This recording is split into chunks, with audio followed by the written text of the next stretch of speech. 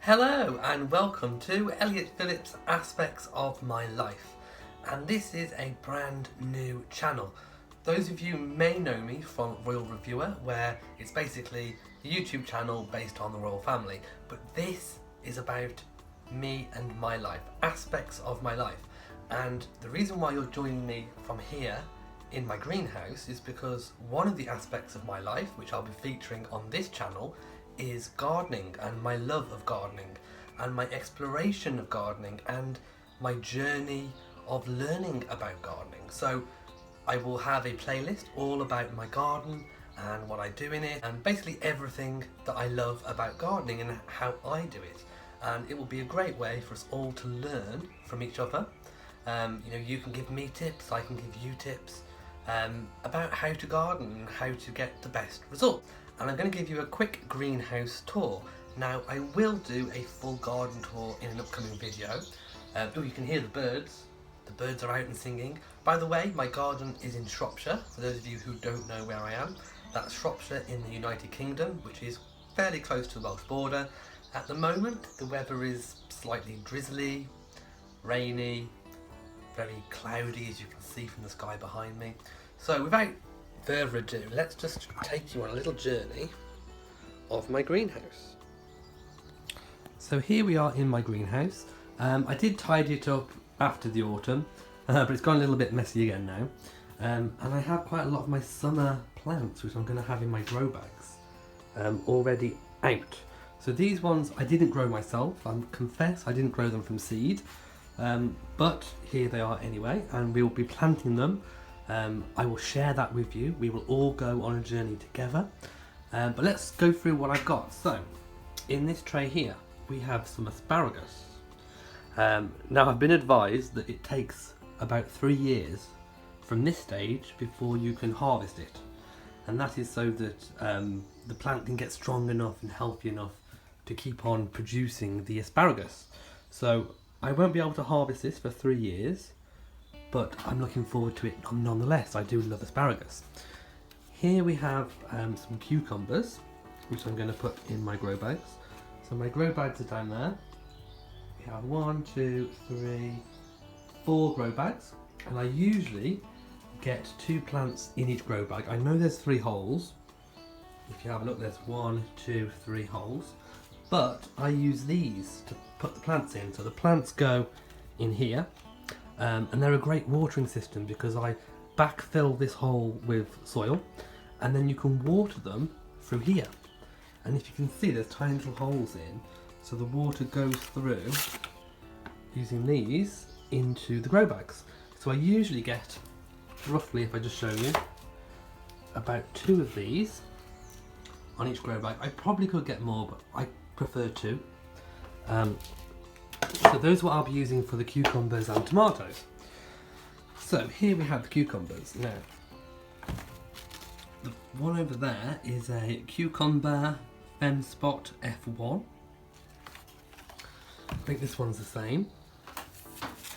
And we have another variety down the back here, which is a snack cucumber. Then we have my tomatoes, which are already starting, well, they already have got some flowers, which is rather good. And these, if I get them out, are tomato tumbling tom, and of course they're a cherry variety, so I'm looking forward to those. I also have a gardener's delight. You can just make that out, hopefully it's not too blurry. And I've got some other tumbling toms for the hanging basket. Now I usually put a hanging basket, which is that one there, and it usually goes on the hook, which is there. And I usually get a really good crop out of those. They're usually the first to actually crop. We have my sweet peas, which are here. Now I do need to pinch those out because they have gone a bit leggy and they are ready for their pots. So I will be pinching those out. We have another tomato, which is tomato sweet million. Now I have had these before and they do taste really sweet. Absolutely gorgeous, so I do love those. And I have another tomato here, which is one that I was given, and it's I've been advised it's a Portuguese kind of beef tomato. So we'll see how that one goes. And behind I have some plants which I purchased for only 50p a pot, and they're flowers for the garden. So we'll see where to put those. I haven't decided yet, so maybe you could help me decide. Okay, so in this garden I also share it with two of my pets. So from time to time you might see them, and they are Molly and Rory, my two beautiful cat babies, or fur babies as people call them these days. So here we have Molly. She's my black cat, my gorgeous black cat, who is 7 or 8 years old now. I'm not entirely sure, but she uses this cardboard box next to my wood, my twigs, which I use for my fire. I have a log burning fire. So I put them in the greenhouse to dry out. It's a really good way of drying out the twigs ready for the fire so that they light really easy. So there's Molly. We also have a cat bed here, so it's basically just a baby blanket, and it's really furry, and you can see where they've been, and it's really soft and lovely for them. They also have another blanket on some stools here, and if I zoom round we can see my other cat called Rory, who is now sat on the grow bag. Hello Rory. Hello. Aren't you gorgeous? There we go.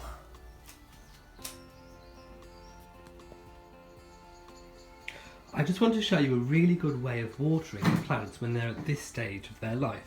So I have a watering can here which is full of rainwater, which I keep in a bucket. So I always keep a bucket of rainwater in the greenhouse. It also helps on a hot day to keep some moisture in the greenhouse, because the plants like moisture too.